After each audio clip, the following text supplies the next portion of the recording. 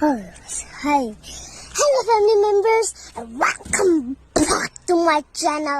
Okay guys, இன்னைக்கு நம்மகிட்ட என்ன வண்டி இருக்குது அப்படின்னு பார்த்தீங்கன்னா NS200 BS6 phase 2ல வந்து LED ஹெட்லைட் அப்புறம் TFT கன்சோல்லாம் மாற்றின வெர்ஷன் தான் நம்ம வந்து வச்சுருக்கோம்.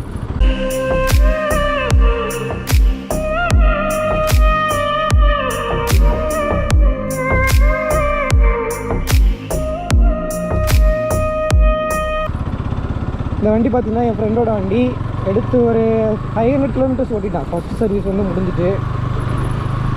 ஸோ ரொம்ப நாளாக ஆச்சு ரைட் ரிவ்யூ போடலாம் அப்படின்னு பார்த்துட்டே இருந்தேன். சான்ஸ் கிடைக்கவே இல்லை. ஏன்னா அவனும் பிஸி, அவனும் ஒர்க் பண்ணுறான், நானும் கொஞ்சம் அப்படியே பிஸி ஆகிட்டேன். அதனால் வண்டி கிடைக்கவே இல்லை. இங்கே தான் வண்டி கிடச்சிருக்கு. ஒரு தடவை கொஞ்சம் நேரம் ஓட்டிட்டு தான் வந்திருக்கேன். ஓட்டணும் போது எனக்கு பிடிச்சது என்னென்னா வண்டி ஸ்மூத்தாக இருக்குது. ஏன் என்ன சொல்லிட்டா இது நல்லா ஸ்மூத்தாக இருக்குது. அதான் நம்ம வண்டி போதா அவன் ஓட்டிட்டு போகிறான். சரியா, என் வண்டியை விட என்எஸை விட இது ஸ்மூத்தாக இருக்குது. பிரேக்கிங் நல்லா இருக்குது. அப்புறம் வந்து ஹேண்ட்லிங் வந்து பக்காவாக இருக்குது. அதாவது எப்படி சொல்கிறது, என் வண்டியில் சஸ்பென்ஷன் வந்து ஹார்டாக இருக்கும். மேடு பள்ளத்தில் போனோம் அப்படின்னா கொஞ்சம் தூக்கி போடுற மாதிரி இருக்கும். என் வண்டியில் நல்லா ஸ்மூத்தாக இருக்குது. ஃப்ரண்ட் ஃபோக்ஸ் வந்து அப்சைட் டவுன் கொடுத்துருக்கனால வண்டி நல்லா ஜம்முன்னு இருக்குது ஓட்டுறதுக்கு. அதுமாரி கன்சோல் வந்து எனக்கு எல்லோரும் சொல்கிற மாதிரி தான் அனலாகு பழைய வருஷனில் அதில் எனக்கு பிடிச்சிருக்கு. பட் ஹெட்லைட் பொறுத்த வரைக்கும் நேரில் பார்க்குறதுக்கு இந்த ஹெட்லைட் ரொம்ப சூப்பராக தான் இருக்குன்னு சொல்லணும். எல்லாருமே வந்து ஆன்லைனில் ஹெட்லைட் வந்து பழசு கொடுத்துருந்தா நல்லா இருந்திருக்கும், பழைய டிசைன்லேயே மெயின்டைன் பண்ணி எல்இடியில் கொடுத்துருந்தா நல்லா இருந்திருக்கும் அப்படின்னு சொன்னாங்க. நான் நேரில் பார்க்குற வரைக்கும் நானும் அப்படி தான் நினச்சேன்.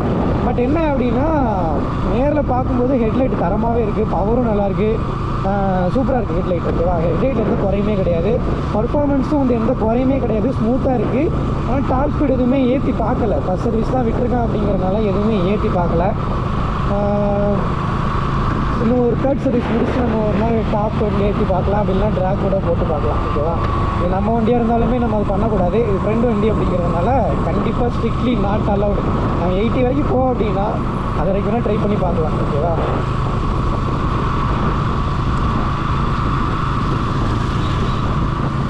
பவர்னு பார்த்தோன்னா அதே பவர் தான். பழைய என்எஸில் என்ன பவர் கொடுத்துருக்காங்களோ அதே பவர் தான்.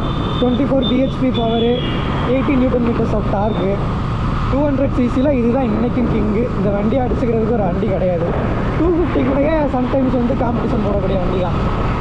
ஓகேவா, சரி இப்போ வந்து இவ்வளோ தூரம் ஓட்டியாச்சு. இப்போ கொஞ்சம் ஹை ஸ்பீட் ட்ரை பண்ணி பார்க்கலாம் எப்படி இருக்குது அப்படின்னு சொல்லிட்டு.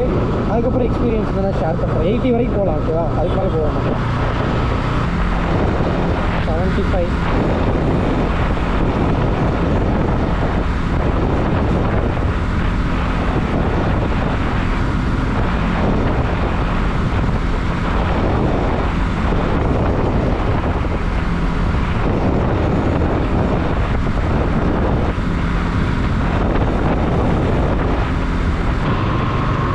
80ல் வரும்போதுமே வண்டி ஸ்மூத்தாக இருக்குது கைஸ்.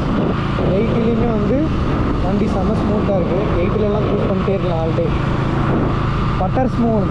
ஏதாவது மைலேஜ் வந்து பார்த்திங்கன்னா பெட்டராக இருக்குதுன்னு நினைக்கிறேன் கைஸ். என் வண்டியில் மைலேஜ் வந்து 35 அந்த மாதிரி தான் தரும். பட் இதில் 80ல் க்ரூஸ் பண்ணும்போது 42 சம்திங் வந்து இன்ஸ்டன்ட் ஐஎஃப்இயில் காட்டுது. இன்ஸ்டன்டேனியஸ் ஃபியூல் எக்கனாமின்னு சொல்லுவாங்கல்ல, நம்ம லைவாக போகிற ஆக்சிலரேஷனுக்கு எவ்வளோ கிலோமீட்டர் மைலேஜ் தரும் அப்படின்னு. அது வந்து 42 43 சம்திங் வந்து 80 76 அந்த மாதிரி யூஸ் பண்ணுது. ஸோ மைலேஜ் வந்து நல்லா இன்க்ரீஸ் ஆகிருக்கு. இந்த மைலேஜ் இருந்தாலே போதும்னு தான் நினைக்கிறேன். நம்ம வந்து வண்டி எடுத்தால் ஓட்டும், அது வேறு கணக்கு. இருந்தாலும் சொல்கிறேன் 80ல் போகும்போது 42ங்கிறது நல்ல மைலேஜ் தான் 200 cc. ஓகே கைஸ், வண்டி ஓட்டி பார்த்தாச்சு. இறங்கிட்டு வண்டி லுக்கு காட்டுறேன். அதோட வீடியோவை எண்ட் பண்ணிக்கிறேன். Until then it's bye from Sudarshan. Bye.